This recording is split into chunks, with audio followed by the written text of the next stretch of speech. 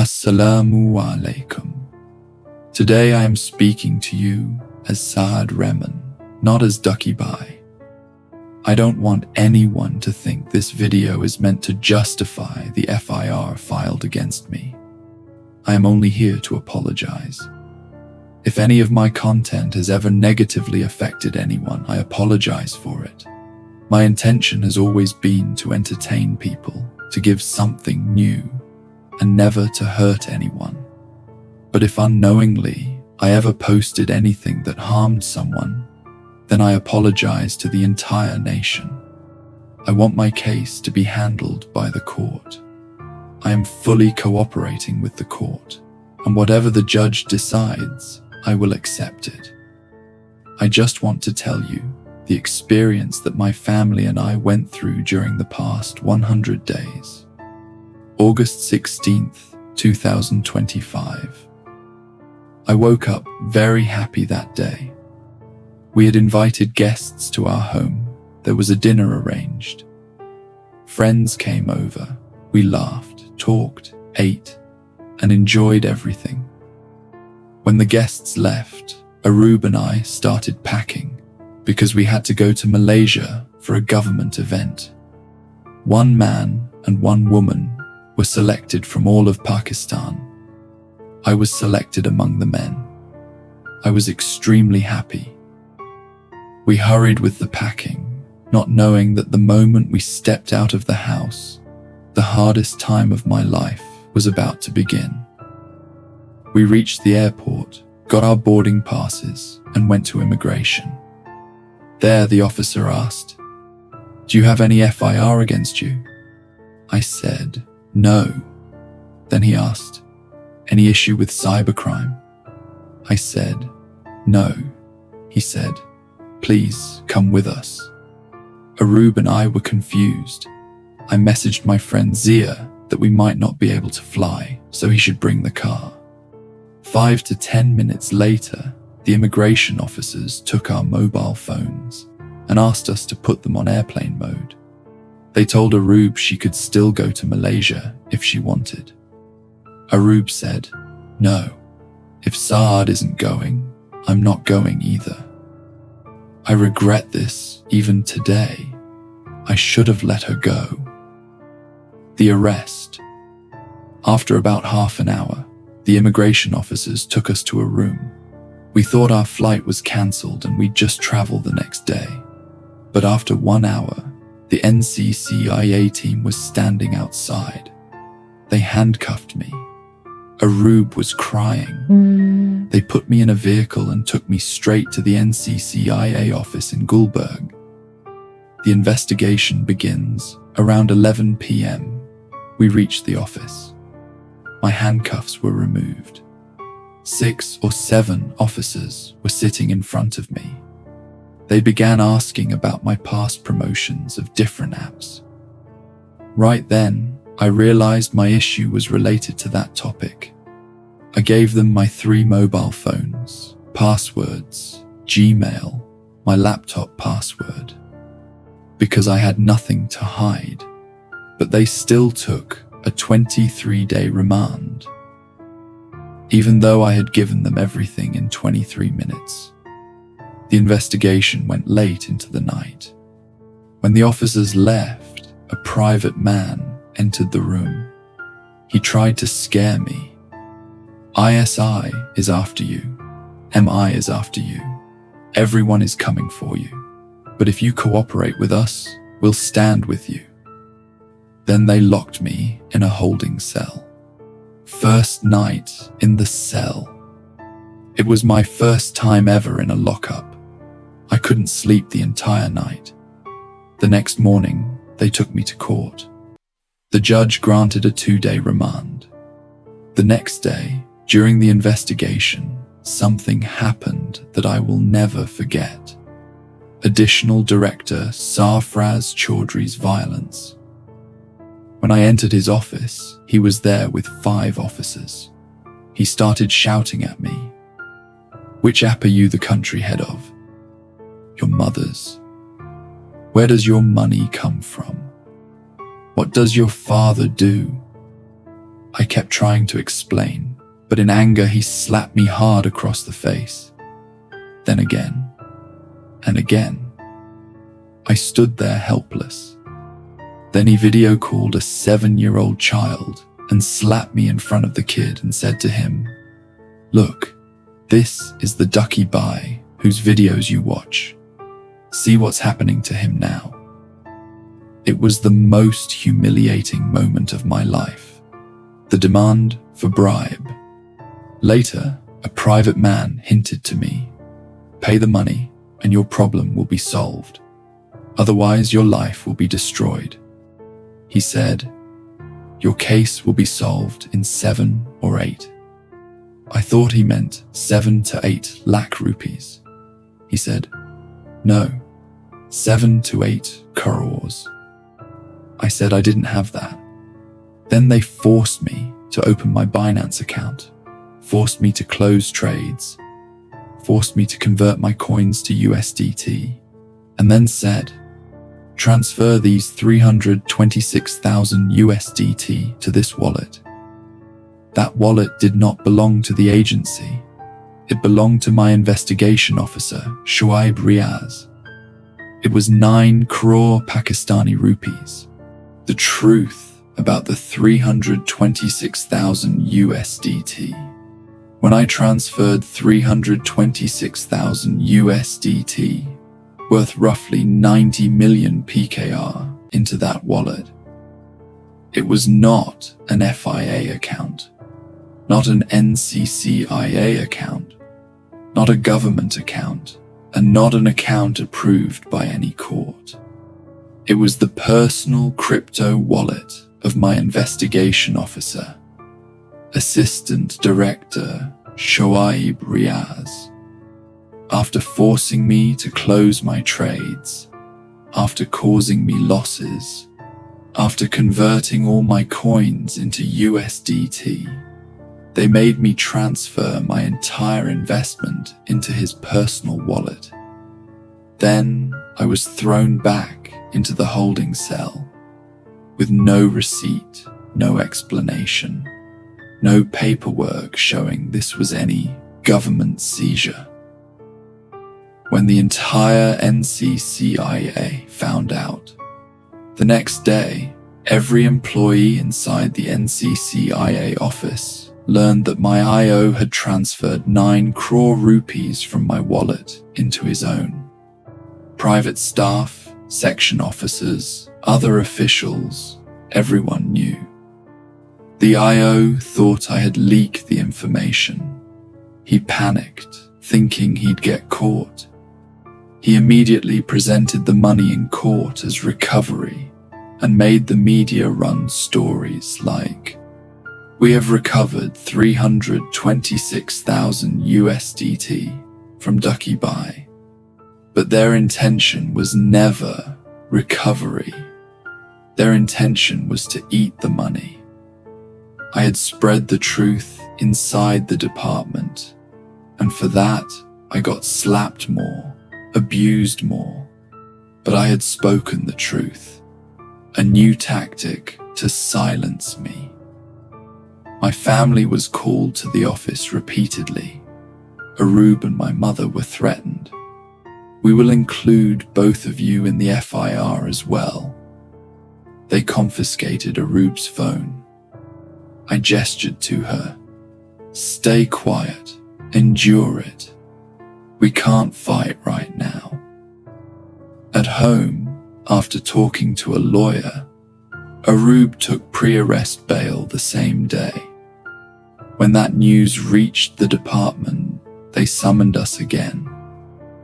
This time, Additional Director Sarfraz Chaudhry yelled in front of my mother and Arub, "Who do you think you are?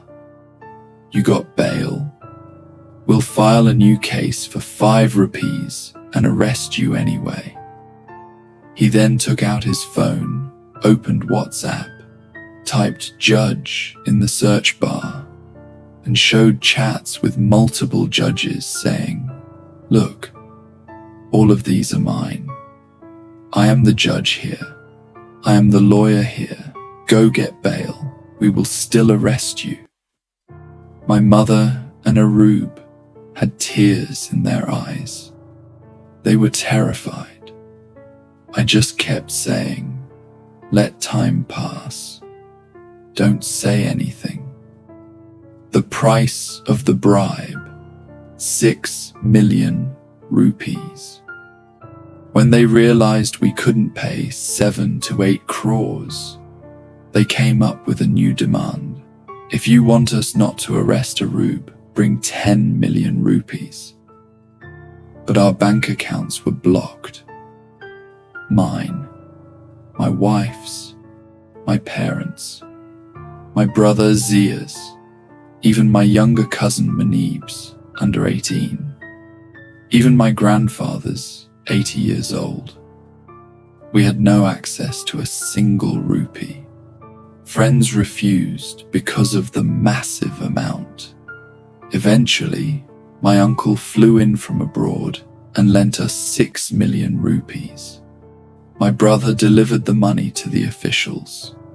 The very next day, the additional director's behavior toward my family suddenly changed. That's when I understood. This was never a case. This was only about money. Even 23 days of remand wasn't enough.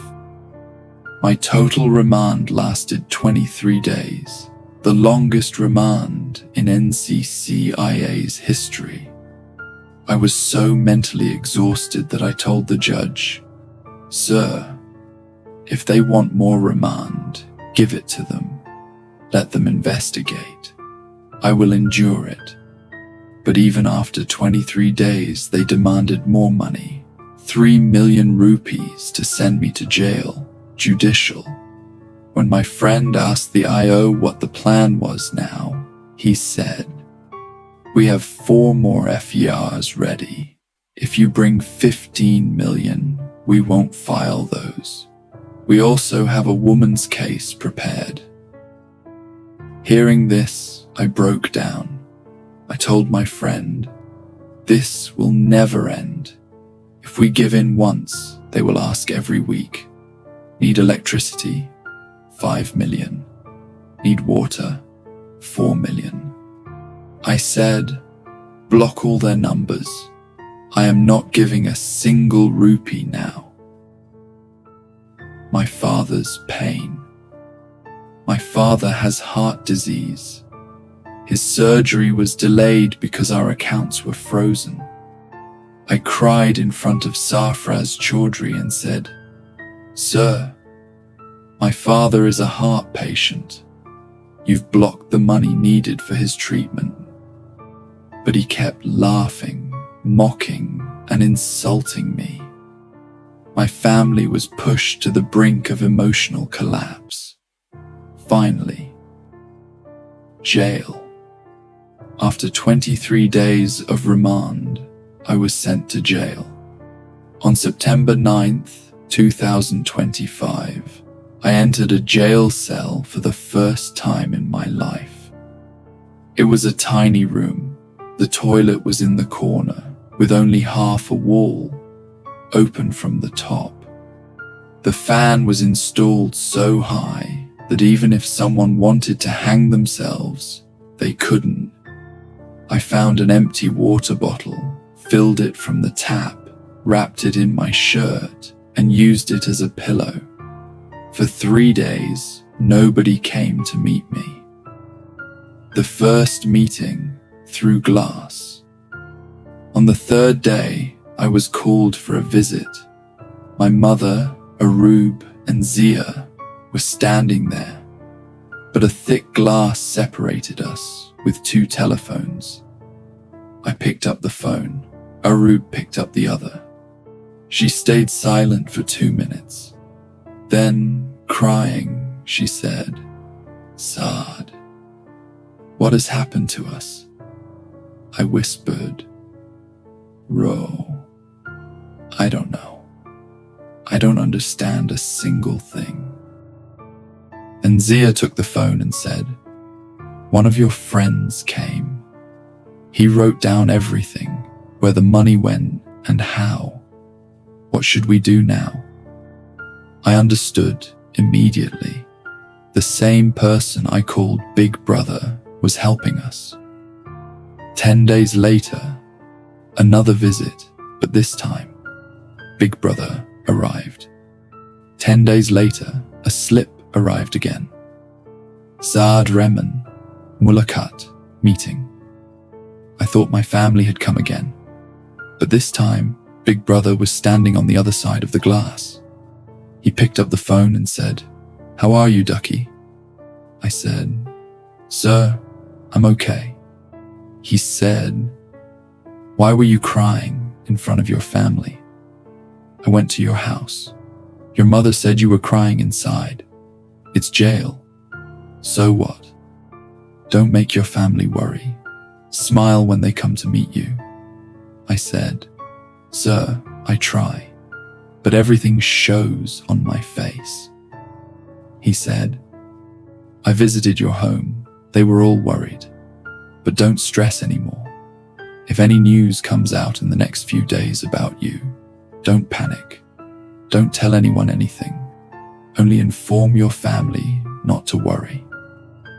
Then he paused and said something that changed everything. "The same people whose names they were using to threaten you. I am from that institution." I stayed silent for a moment. He continued, "We've informed our higher authorities as well. We're handling everything. Just stay quiet. Time will pass."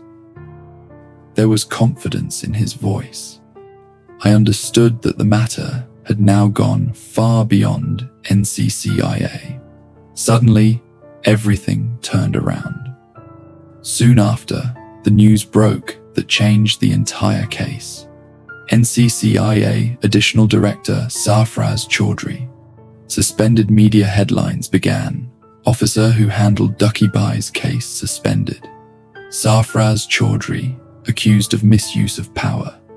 Allegations of bribery and torture. Then another news alert came.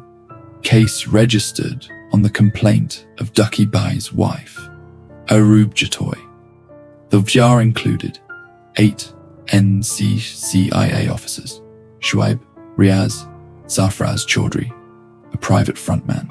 Charges: bribery, torture, extortion, harassing and threatening the family, receiving 6 million Pakistani rupees, taking 326,000 USDT, media said.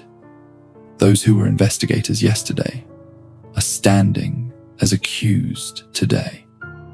This was extremely rare in Pakistan, that government officials who abused their powers were actually arrested. The remaining 40 days in jail, patience and survival. By now, I had mentally prepared myself. I became used to the noises, routines, and silence of the jail. I told my mother and Arub during each visit, "I'm okay, just pray." But when they left, I would break down inside. Other prisoners would tell me, "May Allah not bring anyone here, but be patient. God will make a way for you."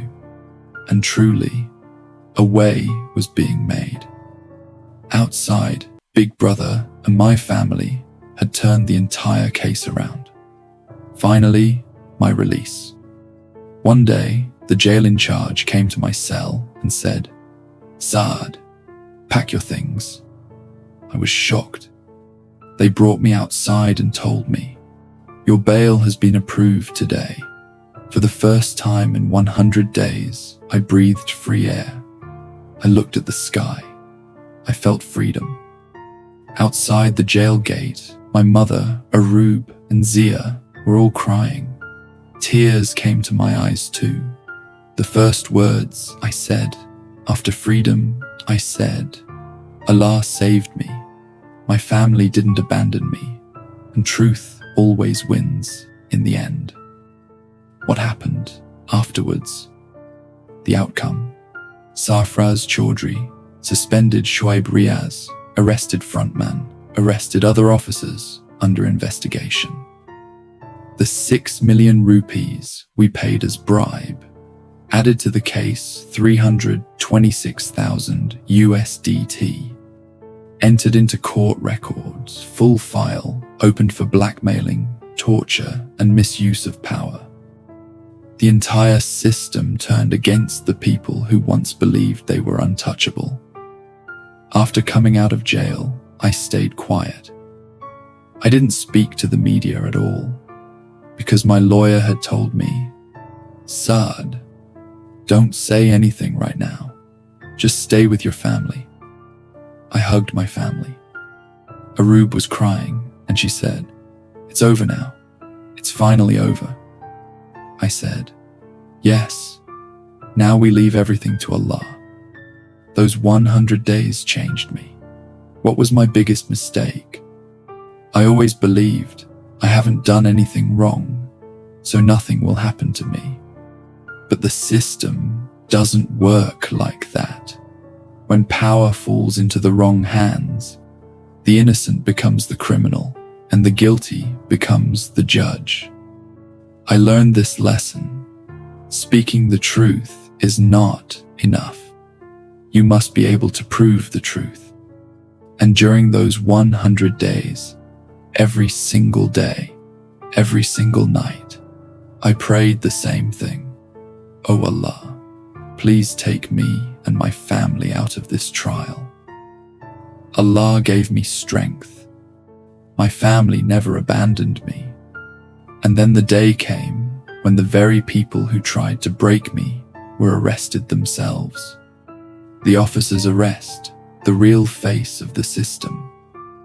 The news started running everywhere. 8 NCCIA officials arrested. Charges filed against Shoaib Riaz and Sarfraz Chaudhry. Action taken on complaint by Ducky Bhai's wife. Evidence of bribery.